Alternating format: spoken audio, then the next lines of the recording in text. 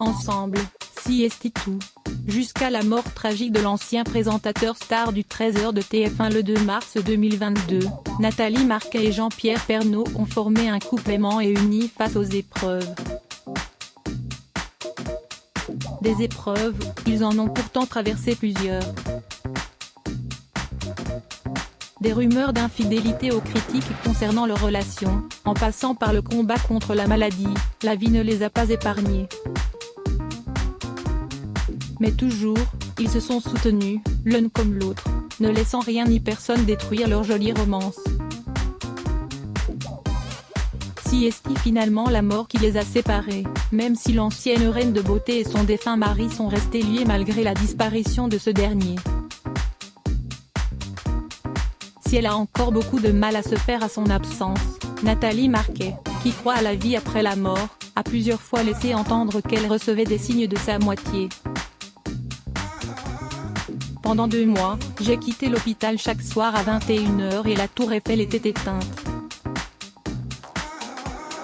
Le jour où il est mort, en sortant, elle était allumée, elle scintillait. C'est là qu'on avait eu notre premier rendez-vous au restaurant, a raconté la mère de Tom et Lou Pernaut, à nos confrères de Ciné Télé Revue, en mai 2022. Et celle qui fête ses 56 ans ce vendredi 17 mars d'ajouter, le lendemain, je vais prendre ma voiture et, en allumant la radio, il y avait sa chanson préférée de Johnny Hallyday Allumer le feu, a-t-elle poursuivi.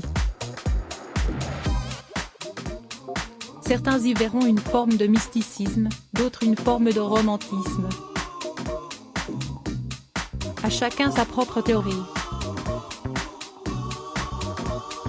Une chose est sûre, si la disparition de Jean-Pierre Pernaut a créé un grand vide dans la maison qu'ils avaient choisie ensemble, Nathalie Marquet sait que, quelque part, son homme continue de veiller sur elle. Supérieur à Jean-Pierre Pernaut et Nathalie Marquet, retour sur l'évolution de leur couple, une rencontre sous le feu des projecteurs. Revenons aux prémices de leur histoire d'amour. Nous sommes le 8 décembre 2001. Ce jour-là, de nombreuses personnalités, issues du monde de la télévision mais pas que, sont réunies à la salle de la Filature, à Mulhouse, à l'occasion de l'élection de Miss France 2002. Dans le public, Jean-Pierre Pernaut est assis bien confortablement. À côté de lui, un fauteuil vide, qui ne tarde pas à être occupé. Geneviève, de Fontenay, note de la rédaction, m'avait dit « Je vais mettre mon rayon de soleil à côté de vous ». Il y avait entre Robert Namias et moi un siège vide. Arrive une nana désagréable, vulgaire, qui s'assoit, avec une écharpe, mais elle n'était pas Miss. J'étais en colère parce que dis donc si est ça le rayon de soleil de Geneviève de Fontenay, il y a des nuages, ironise le collègue de Dominique Lagrousse-Ampère, dans le documentaire Jean-Pierre Pernaut, 50 dans le cœur des Français, diffusé sur C8 en 2022. Heureusement pour lui, la fille à laquelle il vient d'avoir affaire n'est pas Nathalie Marquet. Et l'intéressé ne tarde pas à le comprendre. Arrive Nathalie en disant à la jeune fille « Excusez-moi, si est ma place ». Donc l'autre s'est levé, Nathalie s'est assise et on a commencé à rigoler de ça. En effet, lorsqu'on redécouvre les images capturées ce soir-là, on remarque que l'homme de télévision et l'ancienne reine de beauté, qui viennent pourtant de se rencontrer, sont déjà très complices.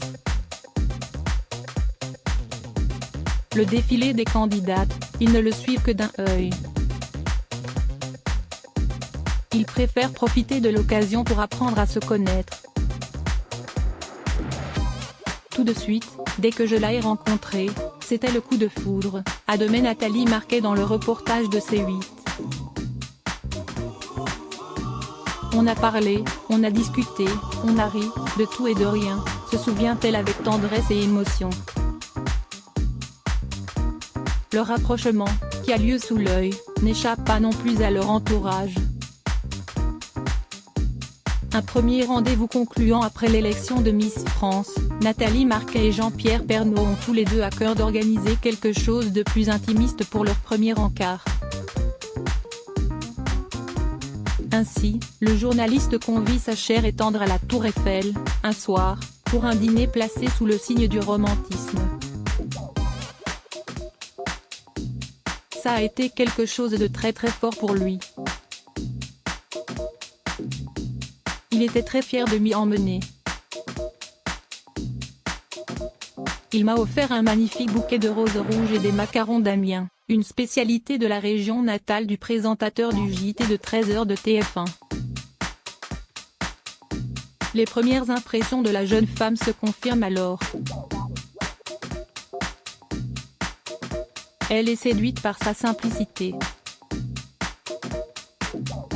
Il était bon vivant. Il aimait rire, il ne se prenait pas la tête. Il ne jouait pas. Il y avait un côté où on se ressemblait, ça m'a plu, confie-t-elle.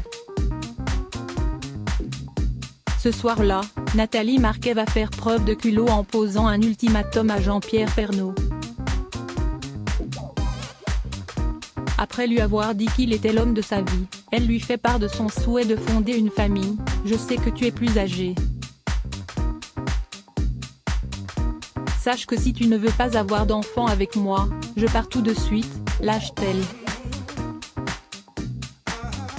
Un brin décontenancé, le présentateur vedette de TF1 se lance. « Attends, d'accord. » À l'époque, il vient de divorcer de Dominique Bonnet, la mère de ses deux aînés, Julia et Olivier. Mais qu'importe, le défi le tente bien. Si le couple ne tarde pas à devenir parent de 2 enfants, Nathalie Marquet, qui voulait un vrai mariage, attend le 23 juin 2007 pour s'unir à l'homme de sa vie et ainsi devenir Madame Marquet-Pernaut. Celui-ci sera organisé par son fiancé dans les grandes écuries du château de Chantilly, comme le rappellent nos confrères de TF1. Un couple qui surprend. Et qui fait jaser dès le départ, leur relation fait jaser. En cause, les 17 années qui les séparent. Certaines mauvaises langues laissent en effet entendre que Nathalie Marquet est en couple avec Jean-Pierre Pernaut pour les mauvaises raisons. Pourtant, lorsqu'elle croise son chemin la première fois, l'ancienne reine de beauté n'a aucune idée de qui est vraiment l'homme dont elle se rapproche. Je ne le connaissais pas. Quand je dis ça, j'ai honte. Je vivais aux Antilles, je ne regardais jamais le 13h. Je regardais plus le 20h, explique-t-elle, dans un autre documentaire consacré à son époux, diffusé sur TMC en février dernier.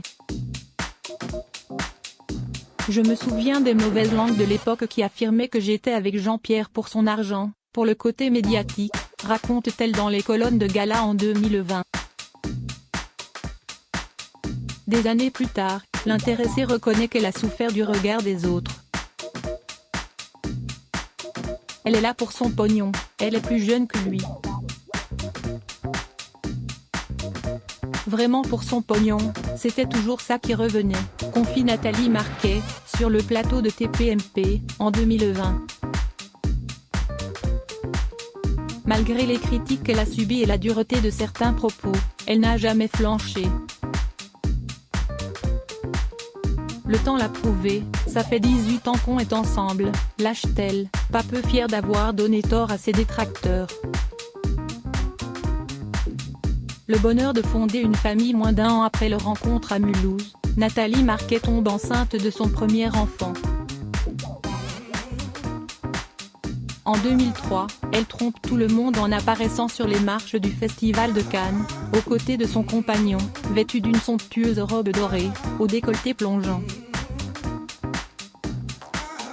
Pas le moindre baby bump à l'horizon. Comme en témoigne son sourire ce jour-là, la future femme de Jean-Pierre Pernaut est aux anges. Elle va enfin de devenir maman.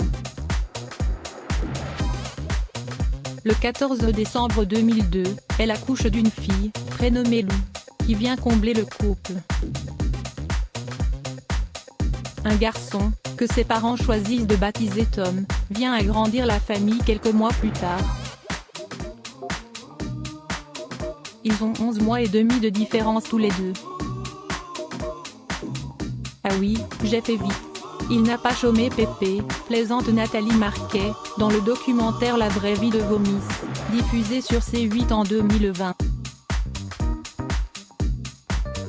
Tous unis contre la maladie les années passées, le couple connaît de nouvelles épreuves. Leur été 2005 est notamment plombé par une affreuse rumeur, qui laisse entendre que Nathalie Marquet aurait eu une liaison avec Daniel Ducruet, l'ex de Stéphanie de Monaco. Si j'avais véritablement une histoire avec lui, je ne m'afficherais pas sur une plage aussi connue.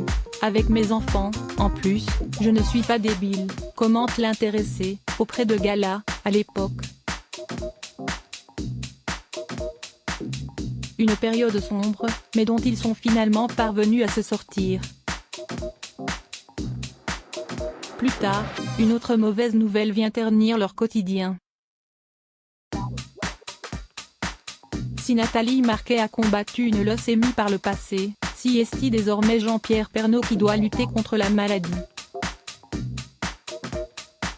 En 2018, le présentateur vedette de TF1 est contraint de s'absenter de l'antenne pour soigner son cancer de la prostate. Dans l'ombre, sa femme est un soutien de tous les instants. En plus du rôle qu'elle joue en privé, elle est aussi là pour rassurer les fans de son illustre mari qui, naturellement, s'inquiètent. Guéri de son cancer de la prostate, Jean-Pierre Pernaut doit affronter un nouveau cancer, celui du poumon, révélé au grand public en novembre 2021. Optimiste et combatif, le journaliste n'a aucun mal à en parler. Au contraire, il ne tient pas à ce que le mot cancer soit un tabou. J'en parle car ce cancer du poumon vient à 80% du tabac. Pendant toute ma vie, j'ai fumé. Eh bien, je suis tombé dans le piège, confie-t-il, sur les ondes de RTL, à l'époque. La terrible nouvelle provoque un nouveau bouleversement dans cette famille. Pour autant, ces enfants ne sont pas mis à l'écart des problèmes de santé de leur père.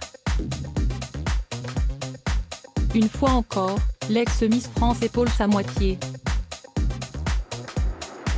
Nathalie me protège, me surveille, me surprotège, peut-être aussi, mais si est-il bien. Je ne m'en plains pas. Bien au contraire, note le journaliste, dans les colonnes de Gala, en décembre 2020.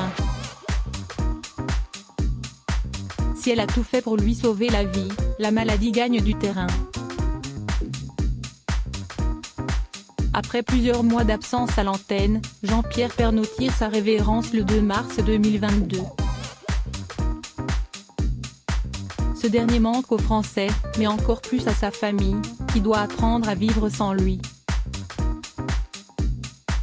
Mais tous les trois en sont persuadés, Jean-Pierre Pernaut garde un œil sur eux. Crédit photo, @bestimage direction artistique Gala.